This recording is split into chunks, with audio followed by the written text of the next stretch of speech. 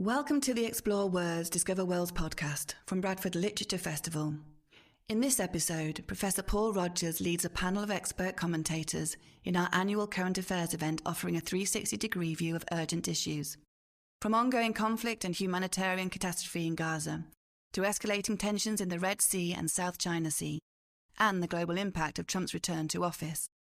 Recorded live at the 2025 festival, our panel brings clarity, insight and sharp analysis to the headlines and what lies beneath them.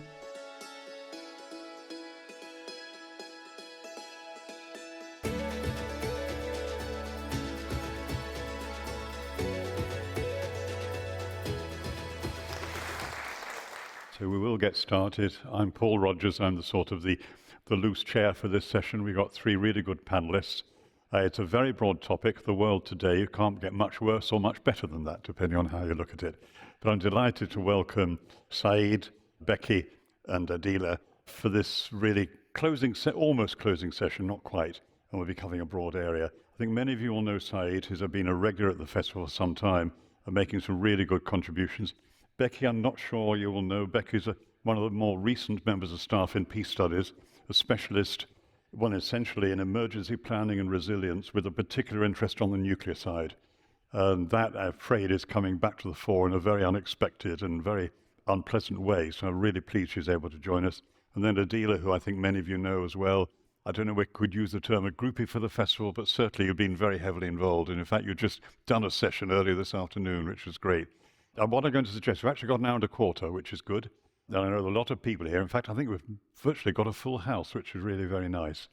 So what I'm going to do is Saeed will go first, then Becky, then Adila. Just ask them to speak for a maximum of 15 minutes. So we have best part of half an hour for questions and discussion at the end. If I could ask you to keep the questions pretty brief, the answers will probably be pretty brief, and not necessarily every panelist will answer every question. You know, one goes for your specialities, so you don't feel you have to do that. So, Saeed, you're willing to go first, and I think really interesting because you're going to give us an update on the state of the United States, particularly on the political side, which I think is going to be. Anyway, over to you. To me, I think it is that fluidity of what's happening in America that probably is something that has more than just a ripple effect. In some cases, it has a tsunami effect over the ocean, and certainly more broadly. And I was thinking with a little bit of a literature background, how would Oscar Wilde have put it when it comes to the American elections? To elect Trump once would be seen as a misfortune. To elect him twice would be seen as reckless. And I suppose that's a good point of departure for us to then look at what the Trump era portends moving forward well past 2025. To me, I wonder, and I'd like your assessment of this as well, if you feel that Trump is an anomaly or if he is the apotheosis of Pax Americana. Because while a lot of people will say that Trump's tactics, his demeanor, his personality seem to be outside the pale of his predecessors, others might actually contend that he, in fact, is the embodiment of what America is perceived and received around the world. A sense of brashness, a sense of perhaps imperialism, perhaps a sense of bullying. And perhaps if there is a sin that Trump is committing is that he's saying the quiet part out loud, and he is exhibiting perhaps a rare level of rhetorical candor and honesty, something which perhaps in the United States is not readily apparent because of either the blind spots that are there or that we're just simply too close to the action happening. But nonetheless, the one thing that I do have to perhaps even begrudgingly concede and acknowledge about Trump is that he has been true to his word. And while he himself has denied reading or having been read to Project 2025, the agenda has been quite clear and quite apparent from the very beginning. And Project 2025, of course, was something that was penned by one of the myriad right-wing think tanks in Washington, this one being the Heritage Foundation. And like in other times in history, sometimes a manifesto is written by someone sitting in prison, squandering and wondering if he's going to get out, and then he does, and then he starts this thing called World War II. But in the case of Trump, it seems as though he has been willing to appropriate somebody else's words and somebody else's agenda. It seems as though it's aligned himself rather cynically with these other projects because, quite frankly, maybe he doesn't necessarily have an ideological compass of his own as far as how to strategize what this is. It may be a little bit more, shall we say, parochial when it comes to the bottom line of how it then affects him. It affects the bottom line for his family. It affects his legacy and certainly his bank account. But Trump has captured a moment in American history that is unprecedented. And as sometimes they say, it's not what you have, it's where you are and when you are at that particular moment. And America before Trump was already going through this transition. And it was a series of moral panics. And it seems inexplicable as to why these moral panics were happening. I mean, anybody who is, of course, a student or a scholar of history can go ahead and pinpoint with a certain level of causation why World War I happened. And it wasn't just because an archduke was assassinated in Sarajevo in June of 1914. That's a simplistic thing. If you read people like Philip Blom, they'll say that Europe was jonesing for a war, that these were the vertigo years, and that this was finally just the straw that broke the camel's back, so to speak. World War II was inevitable given the interwar period and all of the tensions that were just building up and building up and building up. So again, it was in plain sight. America seems to be a little bit more strange because there was no war, there was no complete economic collapse. There was 2008, which of course was a global recession, and it was felt by many, and it was felt at a different level of severity by many. But it's really difficult to go ahead, and I know we shouldn't go ahead and rank economic recessions. I think that's the luxury of those who survived them. But the recession of 2008 paled in comparison to for example, the recession of the early 1980s. But perhaps, and scholars far more intelligent than I will argue that maybe it is social media that as it amplifies everything, it also amplified the internalization of this particular recession. I mean, my students, when I tell them what really was the most significant incident or event that happened in your life prior to COVID and the lockdown, without doubt, they say that it's the 2008 recession. And I said, well, you were probably 1, 2, 3, 4 years old when that happened. They said, yeah, but we felt it in the house. I said, okay, so now we're talking about atmosphere and we're talking about moods that were occurring.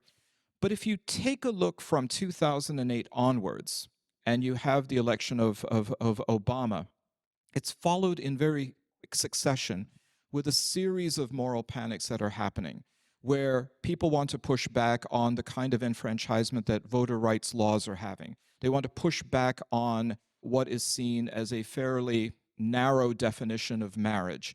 They want to push back on immigration. They want to push back even on labor and trade union rights and space. They want to push back on, in many cases, phantom religious threats like Sharia law and other such quasi-nefarious onslaughts to American culture.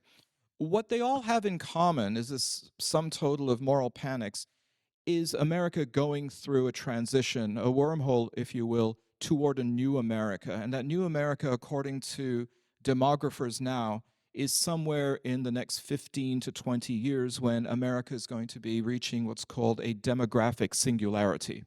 At that point, the current majority of America, ethnically, racially, culturally, is going to transition to something else. Right now, American identity is seen as being white, Anglo-Saxon, Protestant, but that is going to become less white and more brown, less Anglo-Saxon and more Latin American, less Protestant and more Catholic. And what we find then is that statistics actually do affirm this. The US Census has shown that the population of non-Hispanic whites is actually declining. The population of Protestants has now become a non-majority in favor of Catholics and nuns, not Catholic nuns, but N-O-N-E-S, non-affiliated peoples. And for some, this is seen as an existential threat, not just to identity, but to a cultural landscape to which they have been accustomed, and to which they feel as though they own. Now, I can assure you that on whatever day it is, it's kind of like, the 1 millionth person to come to a McDonald's. The person who then tips the scale to which the point that America is no longer majority white Anglo-Saxon Protestant and becomes majority minority. I would actually argue to you that many of the minority communities will uphold the quintessential American white identity because it's the only one that they know. It's a North Star because no one wants to then fear what would be, for example, a dominant Black American identity or a dominant Hispanic American identity. First of all, it's just going to be a plurality of people anyways. But it's interesting to see how these moral panics are playing out. And they're playing out now, of course, in the policies that have been codified thanks to Project 2025. And so when you turn on the television and you see the latest cases of the ICE raids and the abdication of civil rights and civil liberties in the United States, it is all coming from that particular conceit. But to broaden the lens, I also am asking the question that if America is going through this transition, what say us about the West as a project? And I know that in 1956, Prime Minister Anthony Eden really answered that question when it came to whether the sun was setting on the British Empire. The Suez Crisis pretty much took care of that. But we're finding that the West is under a transition right now that if you take a look at the defining features of Western nations or the Western project, it would include a liberal democracy. It would include a fairly open and deregulated market economy. It would include adherence to, a commitment to rule of law and the international system and order. Constitutionalism, I suppose, would be in that. An open public sphere that also enshrines civil rights and civil liberties, and secularism. And now I look at the United States, and I look at Britain, and I look at France, and I look at Germany, and I look at Italy, and I wonder what's happening to democracy because it seems as though it's becoming more illiberal. And what we have found, particularly and interestingly enough, with Gaza, is a question about commitment to international institutions which were created and preserved until now by Western nations, the international criminal courts, the international courts of justice. All of these things were Western constructs, particularly after World War II, to not only at least advocate for the stated values to define the West, but also to be used as a cudgel against the rest of the world that was not complying with that. But now to go ahead and preempt the decisions of the ICC and the ICJ and saying, oh, well, there's something flawed just because somebody is using it against a Western country, makes one think then that why these anomalies are happening, why the hypocrisies are happening, and what then distinguishes the West from the rest. So we're going through, I think, that transition in a very pronounced and a profound way for us to then consider. Which means then for me, I'm all about Arthurian romance because I was a medieval literature major in college. And I wonder then that if Pax Americana is yielding, there's two things that are going to happen. One is we have to worry about the death throes, how America is going to deal with this when its power is declining. To borrow from Dylan Thomas, I'm not sure it's going to go quiet into that gentle night. And the other thing, to borrow from other lit, I mean, this is a festival for literature after all. I have to wonder that the sword is going to go back in the stone. Who else is going to be willing and qualified to pull Excalibur out? Because as we move into a more multipolar world, there are those that are going to be pretenders to that. And I'm not sure at this stage, and it may just simply be premature. We could probably have more clarity next year when Paul chairs this panel to see where we are going. My thoughts are that American culture, like English culture, will still be dominant in the world. But that's not going to be enough when it comes to the other issues, economic, political, and military. Those are issues that we need to go ahead and examine as we move forward. Great. Absolutely brilliant. Yeah. Thank you so much. That was amazing. Yeah. Excellent. That's great. Becky, would you like to carry on? Yeah, so, oh my goodness, I never thought I'd be here talking to you. It's such a pleasure to be here. So I'm Dr. Becky Alexis Martin. And I'm a lecturer in peace, science, and technology. I think I'm actually the only one in the world. So hello, ta-da, I'm here. And I want to talk to you today about the big picture in the context of emergency and humanitarian aid. Now, this is something I've been thinking about for 20 years because I started off my career working in emergency planning and management. And my last big job was on the 2012 Olympics resilience. And I think that we're kind of facing these triple pressure scenarios, basically. So we're witnessing this kind of huge global change to emergency planning and humanitarian aid. So emergency planning is... Oh, hello. Can we still hear me? Oh, amazing. So emergency planning is that kind of planning and preparing for the worst. It can be preparing for anything from flooding, volcanic eruptions, to terrorism, to the consequences of warfare, which we usually call civil defense. Our systems are really changing. And I want to talk just about three kind of ways that they're changing and a little bit about how technology is kind of revolutionizing our humanitarian aid space. And then I want to tell you a little bit about Iran, because I think we can't think about tech for peace without thinking about tech for war.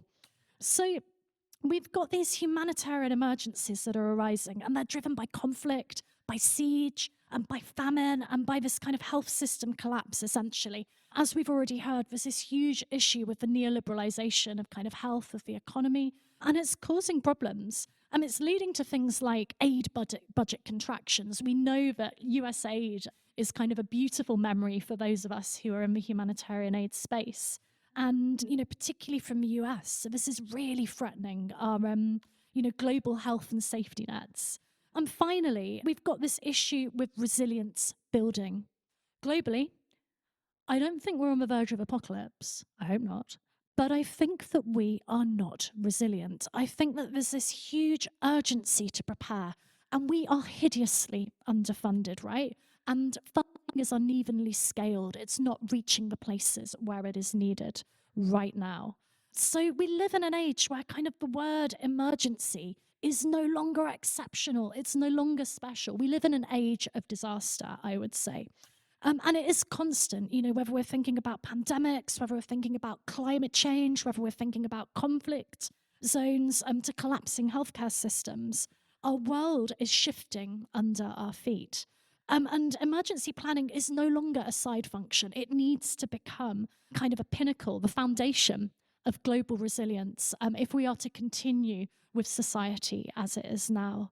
So I want to talk a bit first about why emergency planning needs to evolve, why global issues are kind of reshaping risk, and what we as personal, individual people, as governments, as citizens, right, need to do to prepare for this more unpredictable future. So, just in the past year, we've seen this huge change in the global landscape of risk. There's growing famine in Gaza that's triggered not by, obviously, natural scarcity, but by blockades and the refusal to include humanitarian aid as part of the conflict.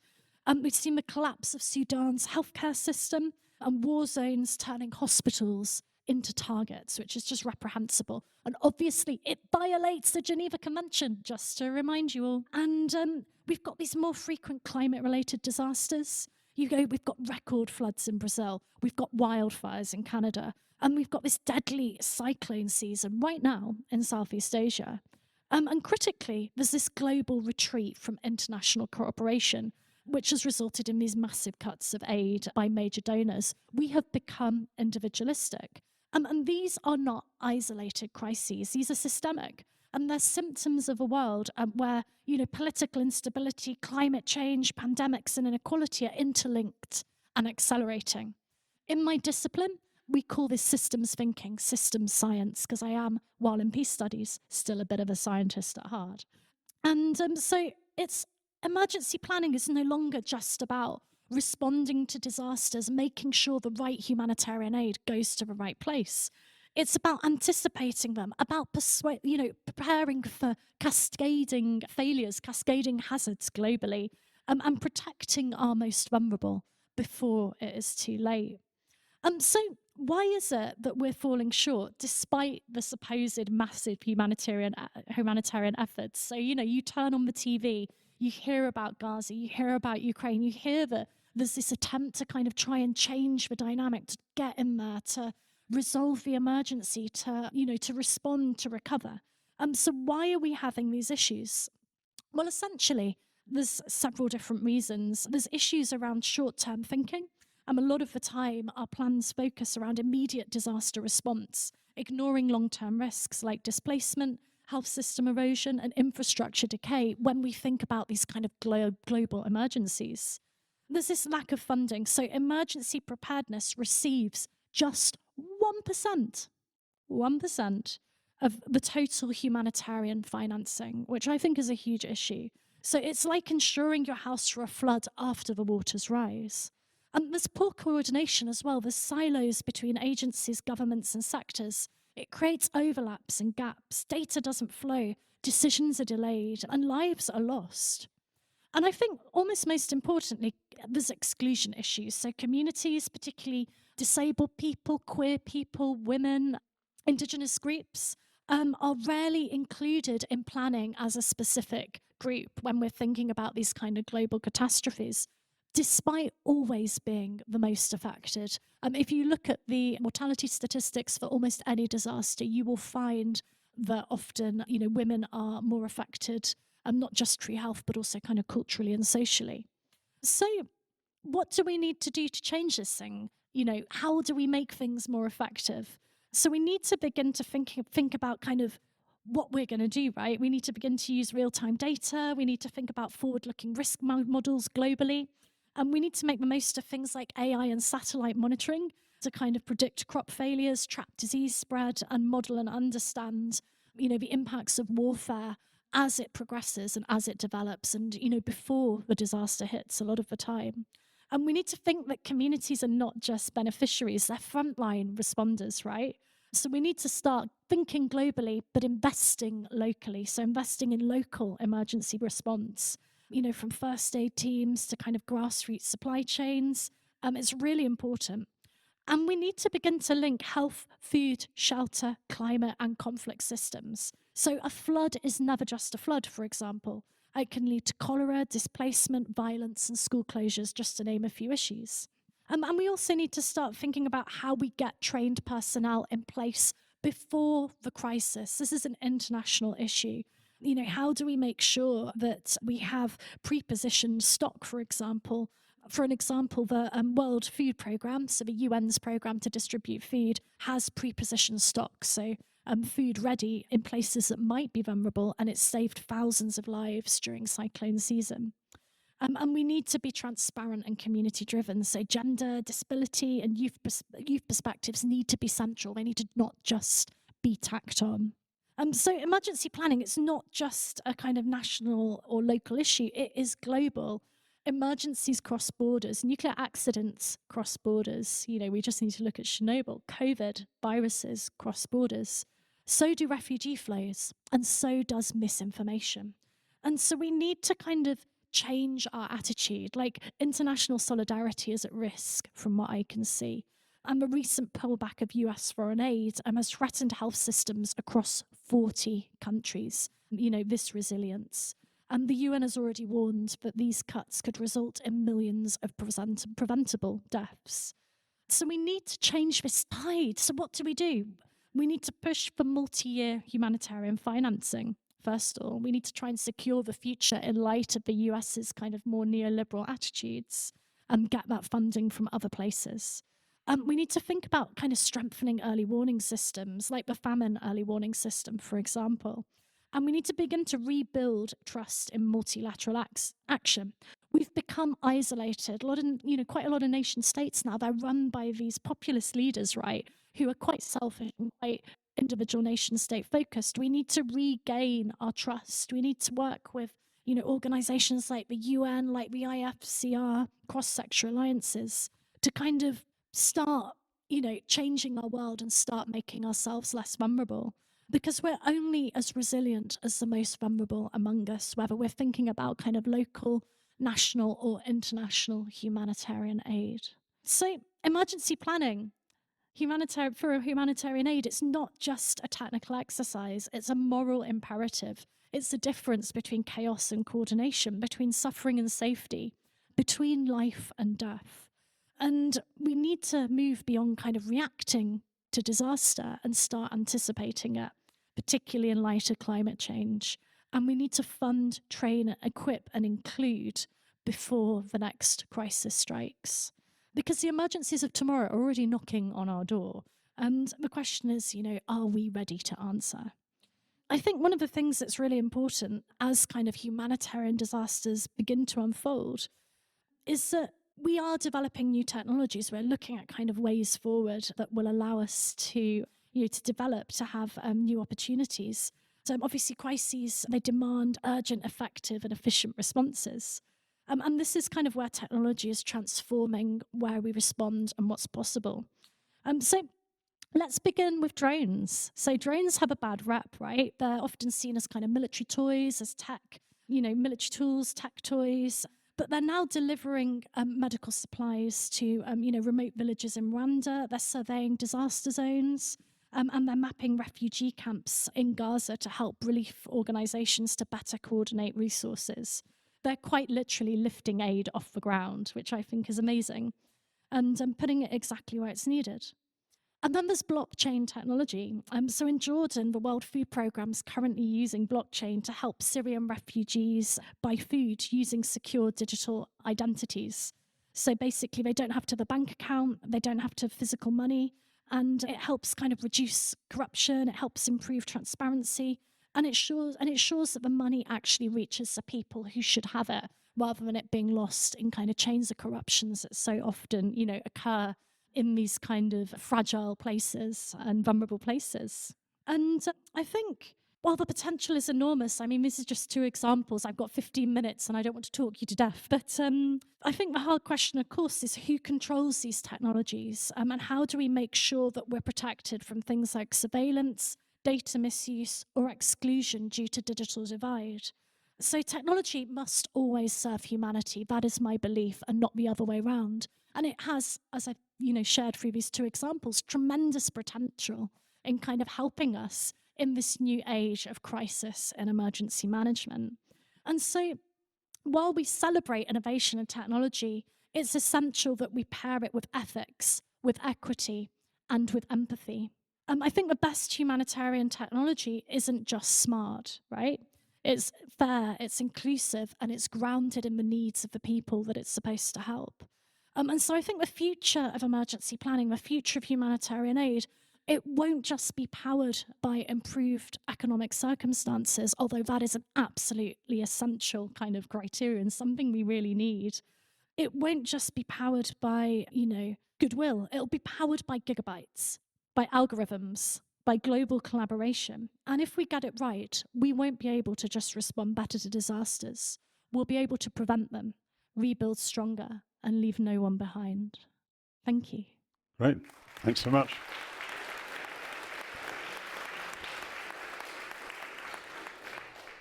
Thanks very much, Becky. Yes, you can hear me at the back. Thanks very much, Becky. So hand over now to Adila for the final contribution. Thank you. It's great to see another full house in this lovely room, and to both other speakers. It's funny, actually, Becky, because when I first started my journalism career, I was a resilience reporter. So it's kind of sad in a way to hear that 10 years later, it's still, disaster is everywhere. I'm approaching this slightly differently to both of you. I kind of thought about this on the fly on the drive here.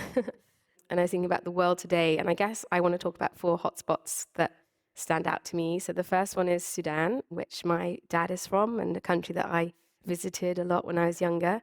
And that for me is one of the biggest underreported news stories of the year, and likely into the next year. I think I was thinking about the refugee crisis that conflict has actually caused, and how there's been so much, obviously, here in the UK and elsewhere, focus on refugee crisis from North Africa across to Europe. But actually, the Sudanese conflict has created a massive migration out of Sudan to Eritrea, Ethiopia, Egypt, Saudi Arabia. And that's like a big issue for the Middle East that I think we're not reporting enough on in the West. The impacts of that. Obviously, the famine, which Becky touched on as well, is just devastating. We've had personal reports of parents shredding up newspaper to feed to children. And, it's really wiped out a generation. The middle classes, if they've got money, have completely fled and likely not to return again. People like my father's generation will probably they dreamt of retiring, going back from the West to Sudan to help it to prosper, and that's now changed, and they're having to readjust their plans. So I think that's an interesting, underreported hotspot, which has shaped the world today. The next one, I was also listening to both of you and thinking, like, is there any bright spots? Is there anything positive that we can tell people about? And I'm not sure this one exactly fits, but I thought Syria has been really fascinating in the last year, the removal of Bashar al-Assad, and I think we kind of blinked and missed it because there's been so many other major news stories going on that have got our attention, Trump and Gaza and everything else. But that's really, I mean, I felt that was more people-led than a lot of other changes of power. And I think that'll be an interesting country to watch how that develops, the support it gets internationally, what it says about its former allies, for example, Russia, China, to see how that country will pick itself back up and the impact that will have in the Middle East and in Europe and elsewhere where many Syrian refugees have made a home. And then the other thing I thought about was, as Saeed was saying, in the United States, obviously I work at the Washington Post and I cover US politics and breaking news, and I was thinking, is this the beginning of the end? And it's something that we can talk about more, but the soft power of the US, the political power of the US, the fact that even Europe is struggling to make excuses to combine with the US still. What does this mean for places like China? Is this really the beginning of the weakening of the United States in the United Nations, these global infrastructure? I think the backing that we've all just taken for granted in this kind of post-war order could now be fully rearranged with the rise of, well, the continuation of Trump. And then I was thinking also finally about people power and general public political apathy, it feels like, that people are so fed up with politics and they're so fed up with not having a home that neatly fits with their views, both in the UK and elsewhere. And I was wondering, maybe a prediction perhaps more for the world going ahead, if we're going to see the rise of more kind of single issue political parties or people taking power into their own hands. So, for instance, we're reading about, Zara Sultana here in the UK, potentially Jeremy Corbyn, forming these new parties. We've got Elon Musk tweeting that he wants to start this new American party. So I don't know, I just wondered if going forwards, the world in 2026 might look very different. And if there is, people capitalizing on how to take political grievances and apathy and are we going to get further siloed into our issues to the benefit of people who are good at getting power? So yeah, sorry, that was brief. But I was just thinking, how the world may look going forwards and how perhaps more underreported elements of the world as it is this year. Great, thanks so much.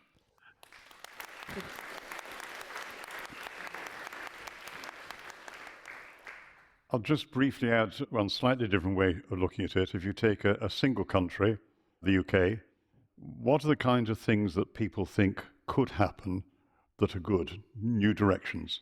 And one can actually, this is the possibilities, but it's worth remembering this. I mean, the first is that obviously we are becoming a steadily less equal society by the year. It is extraordinary that we are a wealthy country where we even have the concept of a food bank. It shouldn't exist in the first place. We never think that way because it's crept up on us. So essentially, we need wealth taxes and other means, but we need to change around that part of the system. I think we can see also that there is no good reason, when you look at it dispassionately, to increase defense spending. In fact, there's a much better reason to decrease it.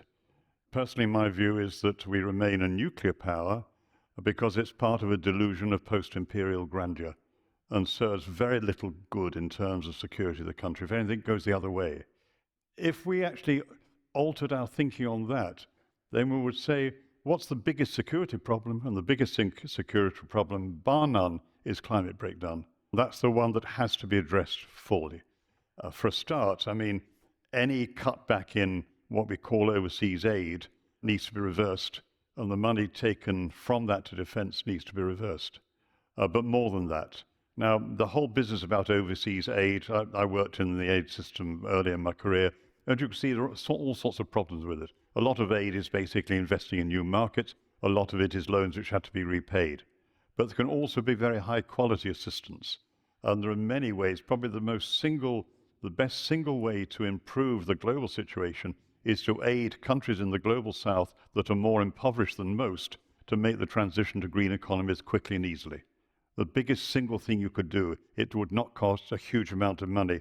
And it's just looking at it in a different way and always keeping it at the back of your mind that there are different ways of doing things.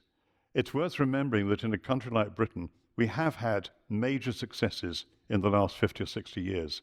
In spite of all the problems, the health of the population has the potential to be better. Overall, we have many problems on the, what you might call the interpersonal relations, but there's been huge progress. I mean, I can remember well when gay people were threatened with imprisonment, and that was a regular thing. We're beyond that now, and I think we have to recognize there are possibilities of positive change as well. So I just put that in at the starter, just always to bear that in mind. I suppose it's this old idea that a very good definition of prophecy seems to be counterintuitive. And if you define prophecy as suggesting the possible, then it can be a very useful way of having an outlook. Because you're always thinking, well, how could this be done better? And are there ways we can achieve it? So let's just add that as a sort of a feature into the discussion. Otherwise, we're going to get very morose in the next half hour or so. We've got plenty of time. What I suggest is I'll take questions just in twos, and could you keep them brief, please? And then we'll get through as many as we can, because we've got plenty of time this afternoon. We don't want to waste it. There's one question there, and there's one at the back here. So can we start with those two? Do we have the rolling mics? I hope we do. So thank you for that last point about climate breakdown. I wonder if we could unpack that. Timescale, and how does that play out?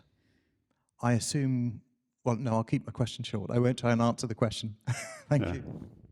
Okay, climate, right, the climate. And is it possible to take the one over here as well?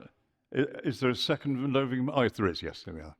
So the first question goes about what he talked about, the global economy.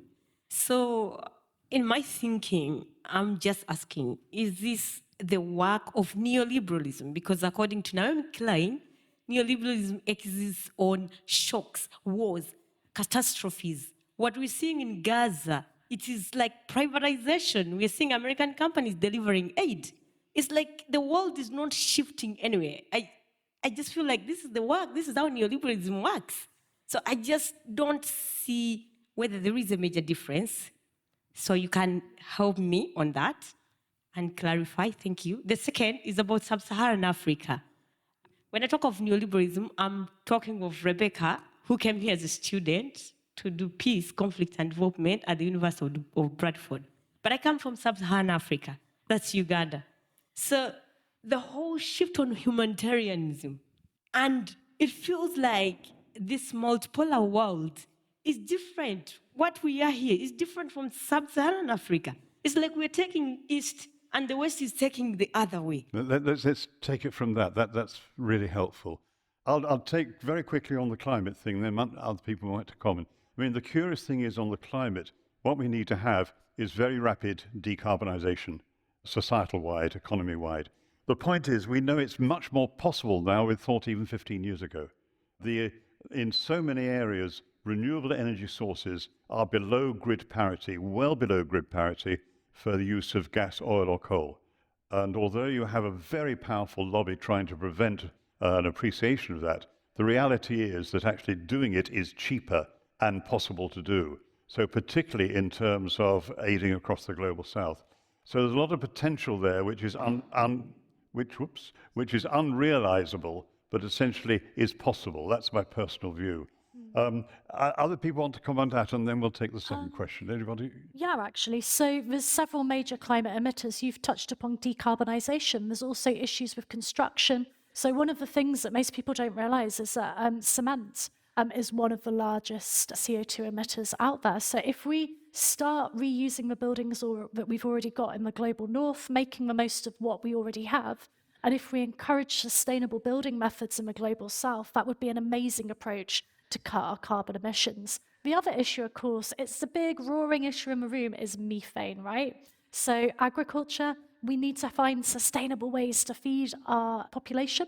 We need to find ways, will support and prevent this kind of massive global inequality. So one of the things that really gets me about the climate crisis, so I studied an environmental management master's, and I've been angry about this for about 20 years now, and I'm only young.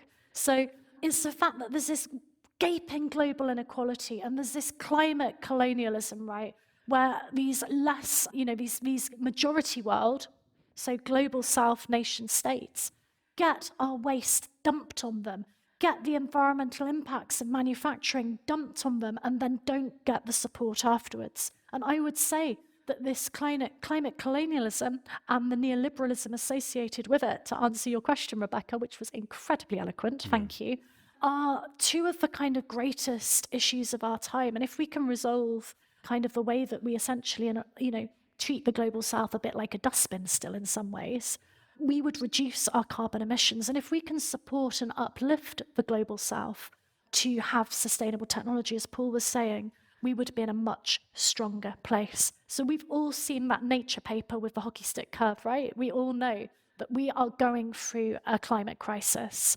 And the challenge now is to stop it and to stop the further impacts while we still have opportunities to do so, right? We're already experiencing severe weather, or weatherwarding, as I prefer, because it's a cute term, but severe consequences. We're already experiencing economic, social, environmental, and health impacts too. So some of the things we don't talk about are, for example, the spread of tropical diseases, right? As the climate changes, as the weather gets kind of more more hospitable to these conditions, we are finding things like malarial mosquitoes in places they never used to live before. We're finding conditions like I never pronounce it right, but we're finding tropical conditions in places where we didn't find them before. And so we really need to think not just kind of about climate change, but as a systems-related global health, environmental, economic, cultural, and social crisis that has the greatest consequences to the global south. So thank you to the gentleman who asked about this and raising such an important question of our time. Before we go on to the second question, Saad, can I just ask you, we've had this pretty dreadful disaster in Texas in the last 36 hours, and it looks like there may well be 70 or 80 people killed, including many children.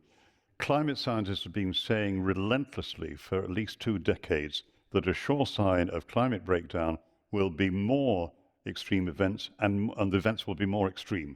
And this, you can't say that this was due to climate breakdown, but essentially the chances are very high that it is. That doesn't seem to register at all with the media in the United States. Is it so solid on the Trump era side that there can be no movement on that, or where do we stand on that? I think in the United States, climate change has become like gun control. It's become static.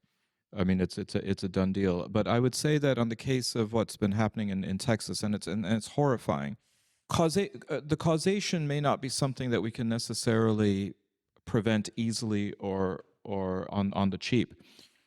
But to take away some of the preventative measures, or at least the detection measures, or the post factum measures, that seems to be really counterproductive. So the Trump administration has actually reduced the budget of FEMA, the Federal Emergency Management Association. They have even gone ahead and cut the budget of the National Atmospheric and Oceanic Science Administration. So the weather reports are now politicized. So the ability for people to then go ahead and use predictive technology, or to rely on these sources to say, you know what, there's a big rainstorm coming in, somehow or the other, that's not even there. These kinds of processes aren't so simple as you just put your hand out and check to see if it's raining or not. We have to wonder why there is the contempt for even then saving the people. We may not be able to have the kind of commitment to change policy on climate action and all, but for God's sakes, I mean, FEMA is an agent for good. It is providing emergency relief, and yet here we find that these agencies have been hobbled as much as it has been on the foreign stage with USAID. It's worth saying, incidentally, that one action that a government in Britain could do, and in fact France is already considering it, is to go for really increasing resources for all this kind of work, and make sure you pick some of the best American scholars to come over and help you do it, because they're basically being made redundant. It's a job that a country like Britain could do, increase its own work, not one David Attenborough research vessel, but half a dozen, and increase the oceanographic work, the atmospheric work, and the rest.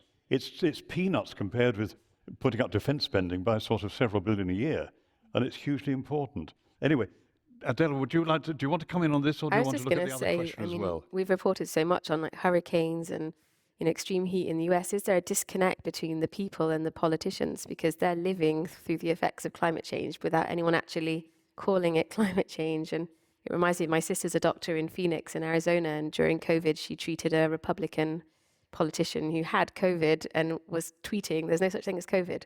So I don't know.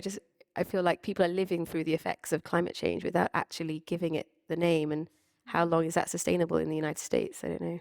Yeah, yeah. Further comments on the second question?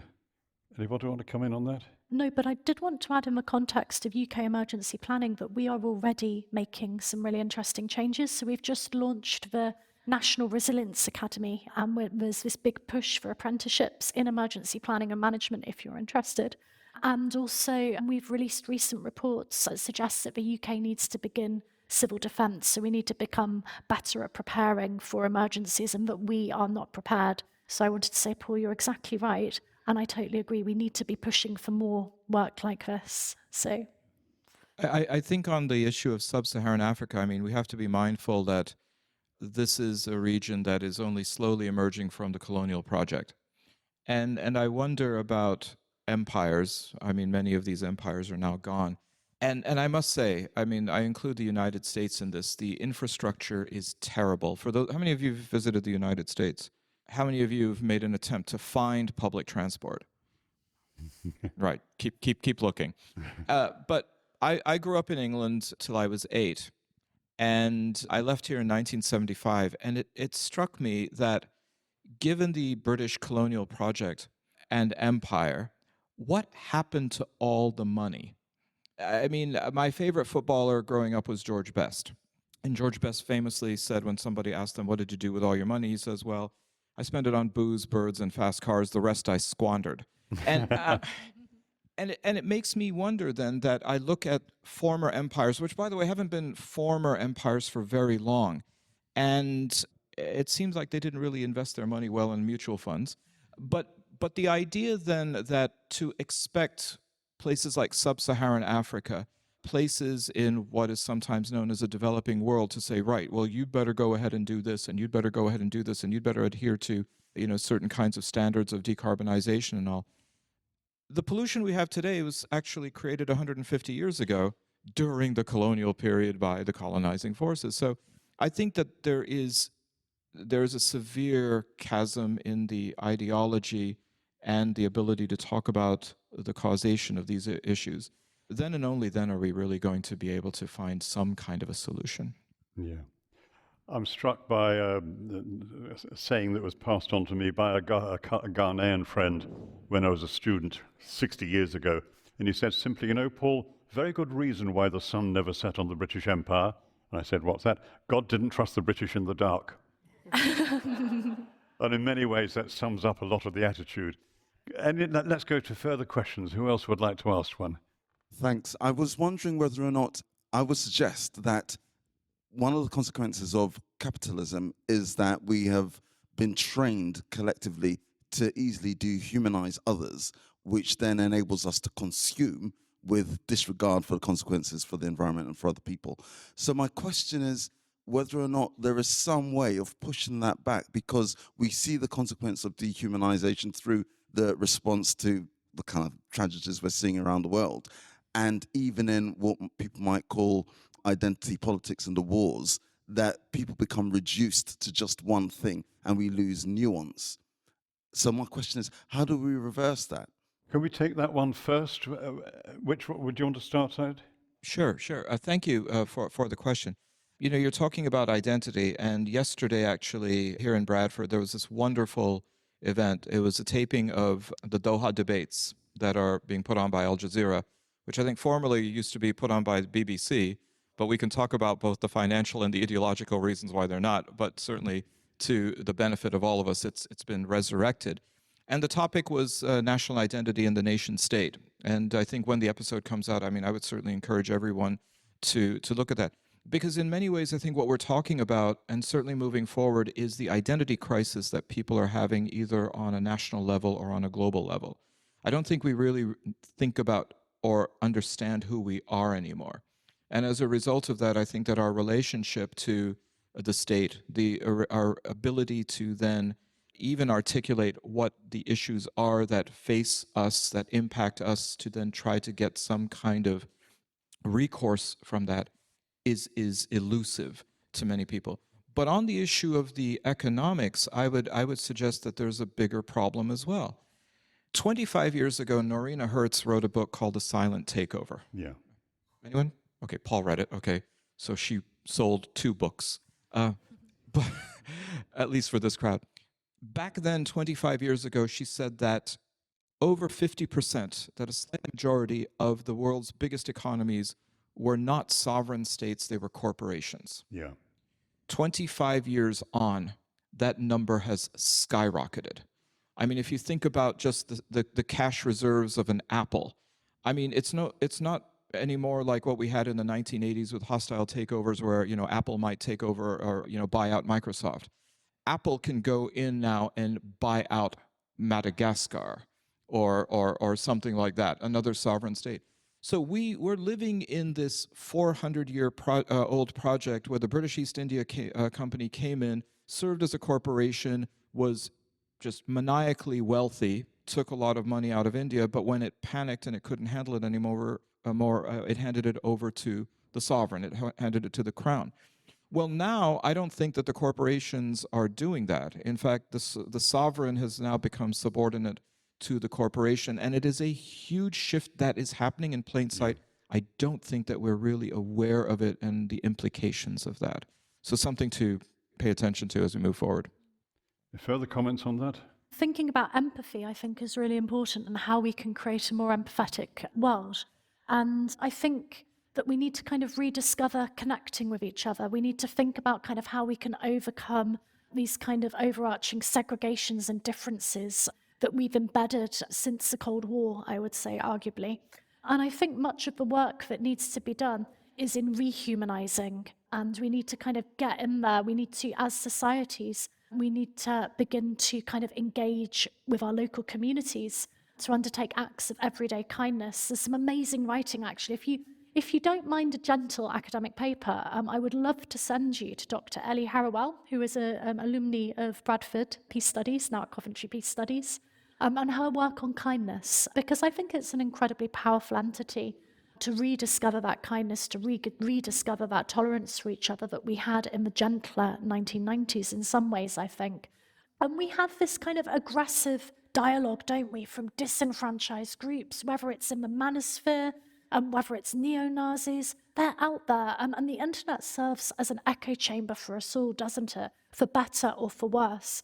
So I think we need to begin to hold organizations like Meta accountable for the decisions that they make when they filter and when they accept what is permitted online and what is not, to make that a space for kind of positivity and for empathy and for reconciliation rather than for hate. I feel as though it's kind of an age where it's allowed to proliferate in an untrammeled way. And to really get empathy back, we need to stop that. Some voices actually do not need to be heard. Do you want to comment on that? Yeah, I was just going to say it's a great question, and I agree. Like, there's a lack of nuance, and I think identity politics. I remember covering the George Floyd and the Black Lives Matter, and how that was a very local thing in the US and just flooded and became global, and there was, mass protests. So I think identity politics are huge, and they're still very important. I think we're increasingly seeing the weaponization of identity, politics of those such as Nigel Farage, or the rise of the far right elsewhere in Europe. I think politicians are benefiting from siloing people and reducing people to certain smaller boxes, and I think that's dangerous. But I think events like this, when we're all sat in a room, we're all different cultures and faiths and identities, and I think getting to know people, I think mixing, I think education, are all ways that we can counter that reduction of our identities, and I think that's really positive.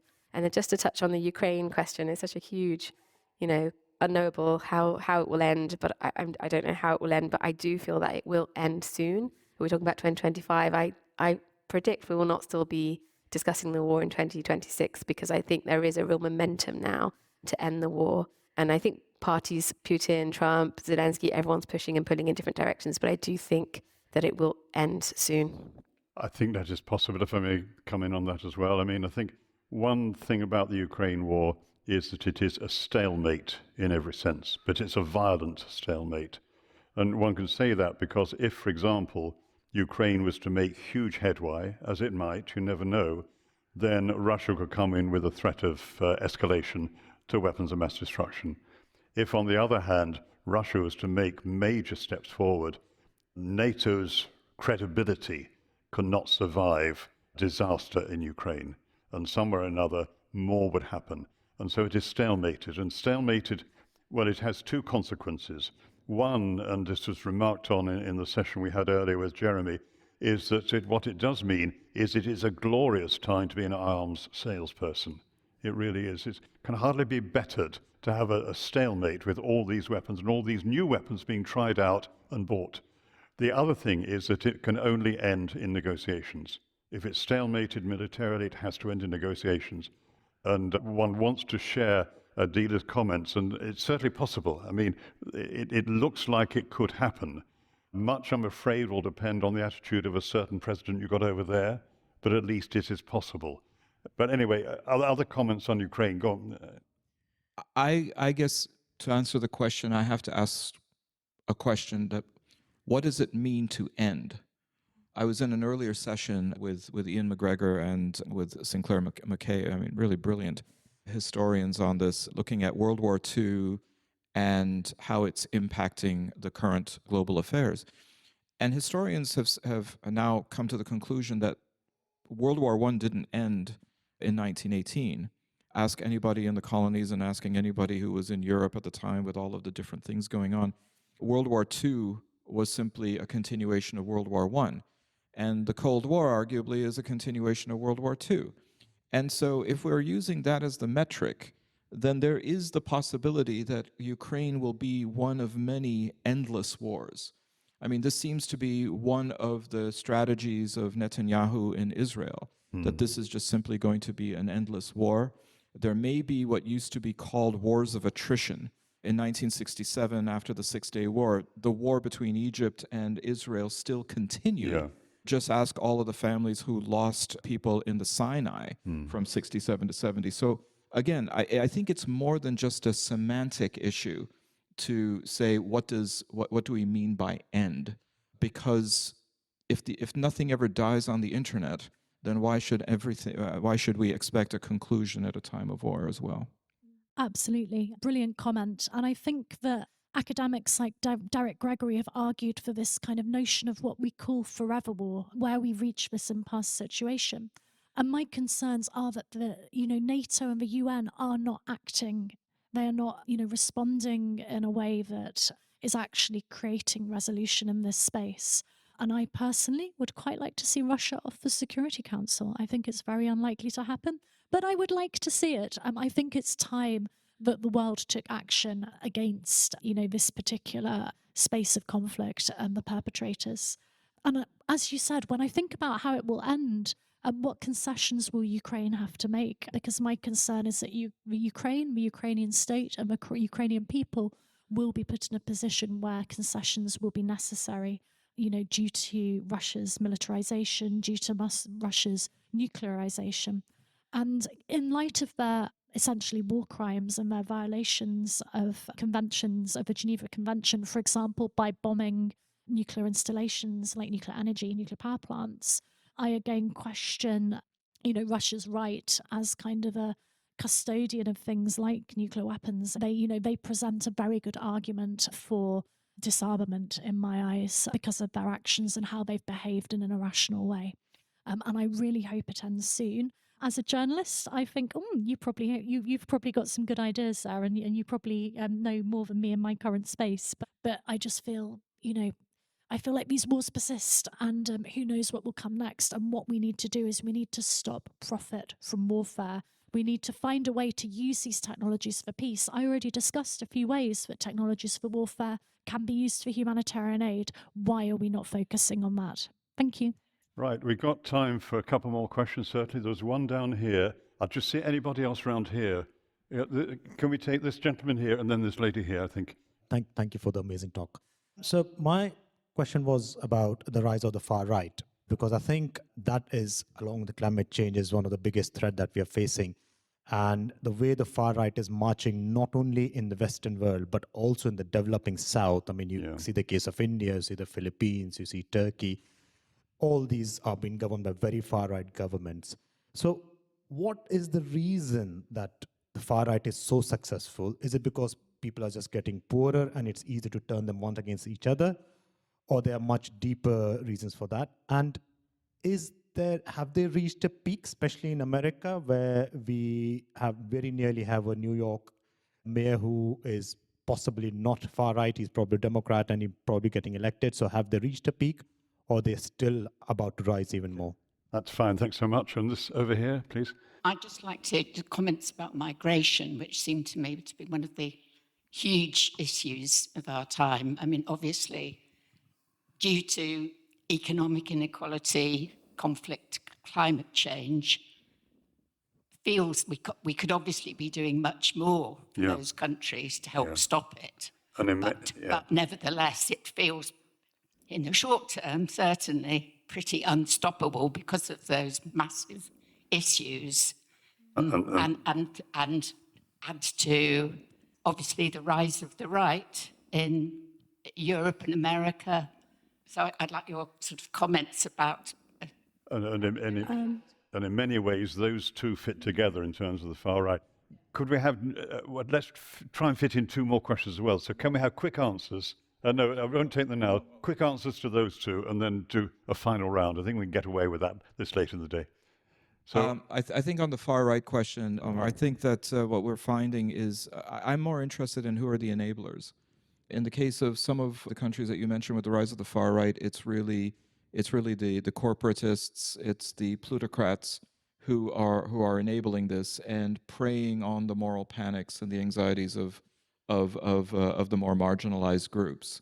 You see this happening particularly in India. It's certainly happening in a strange kind of complicity with the United States about people like Elon Musk and also, which I think surprisingly is different than it was in Germany in the 1920s. You really did not have a group of corporatists that were backing the Nazi Party. He actually, ironically, went straight to the disenfranchised people. Franco in Spain had the church. Modi has a bunch of industrialists. I think that there has to be seen that who are these other elements that are enabling and working with these governments. It's worth remembering that it can happen the other way around. Dated early 1970s, the Greek colonels, Franco, and what's his name in Portugal, Salazar, all went within a year. And of course, we do have other ones worldwide, Bolsonaro over to Lula, and not at the same level, but the election in Australia was significant as well. And they also blocked a right-winger in Canada. Yes, true. Do you want to come in? Yeah, I mean, I'll just say briefly, I feel slightly more pessimistic than that. I feel that Sorry about that. maybe the world has always historically been more centre-right than we think it's been, and the left is kind of the abnormal structures. And I also feel that many countries are set up in such a way that the systems benefit the right and people staying in the same rather than the radical changes always at the edges from what I've observed. And then that links to the migration and obviously that feeding in. I think climate migration is really a thing. And I remember reading papers about how the Syrian war potentially started because all of these farmers were out of work because their crops had dried up. And so they started to join local militias or people that would pay them. So I don't know, I think it is all terribly linked. And I do feel pessimistic about that. One has to face up. I mean, one of the very big effects of climate breakdown will be an increase in migration, which is another good reason to be working very hard to prevent it. Yeah. Let's fit in a couple. Do you want a quick comment before? Yeah, so I've actually done quite a lot of work on migration and conflict, and also migration and the climate crisis with a specialism in the Pacific. So one of the things I've noticed that a lot of the time, the recipient nation states, if they are going to receive people from other places, so for example, we can think of Kiribati, Tuvalu, Samoa in the Pacific, and Australia, right? They often need the workers. They have special visas for these migrants so that they can come and do work, despite obviously their own environment and their land being threatened. And it offers an opportunity as well for development in the donor nation state because money gets back in remittances, which means that these places can begin to grow and develop a little better and actually become less reliant on welfare and aid and support. So maybe they're two surprising things about migration. Now, I did a lot of work on the Syrian crisis back in the day, and I spent quite a lot of time in Calais camp, actually, in the absolutely deplorable conditions. I worked with the women to help them kind of learn English and to help them make sure that they knew their rights and that they were protected by French law. And during the Syrian crisis, we were absolutely appalled, weren't we, 2015, kind of watching this disaster unfold. And there was a huge wave of migrants. But what we don't talk about is that the majority of those migrants ended up in places like Lebanon. They ended up in places like Syria. I think it was 2.7 million who ended up in Lebanon, which is an absolutely tiny nation state. And less than a couple of 100,000 reached the UK. And the thing we also don't talk about is they go home. They don't want to stay here. A lot of the time, they have their culture, they have their society, they have family, friends, homes. They might have, they might have professions. They might be doctors, engineers, nurses, and they just want to go back. So after conflict, often post-conflict, return migration is incredibly common. So I think it's difficult because we live in a society where these misnomers and these misunderstandings about migration are really perpetuated by our media. And we've always had waves of migration in the UK. Whether we look at the 1960s, so where I'm from, I'm a proud Leeton girl, and we had the Vauxhall plant. We had the hospitals. We had the hospitals in London, right? We had Pakistani migrants, Afro-Caribbean migrants. We had Eastern European migrants, all in different waves, 50s, 60s, 70s, 80s, 90s. And before, we are a nation of migrants. We've been invaded by the French, by the Vikings, by the Icelandic, what does it even mean to be English, right? We can look at what constitutes British identity through scholars like Benedict Anderson and thinking about how we create communities ourselves and how we decide what we are now. But arguably, when we look at the UK, we are one of the most wealthy societies in the world, right? And yeah, our Gini coefficient isn't great. We've got some inequality, but essentially we have an excellent welfare system. We have millions of taxpayers, and I think we can afford a few migrants. And also, they bring us economic benefits. They care for our elderly. They care for our sick. So that's my perspective. Thank you. One point, if I might just add to that. Yes, so please do. Sorry. A million go to Lebanon, which is 25% of the population. Yeah. 3 That was million it. go to Turkey. Yeah. I would actually argue that we are at a moment in human history where migration is actually lower than it ever has been. Mm-hmm. If you look at it as movement of human people, there are simply far too many restrictions on it. What has ironically increased is as migration has decreased, the percentage of refugees of people moving has increased. Yeah. So I think that needs to be understood. It looks like we've run out of time, unfortunately. I'm really sorry about that. I should have been a bit tougher as a chair, but we've been through a very good discussion with some really good panelists. Thank you very much for coming. Thank you. Yes.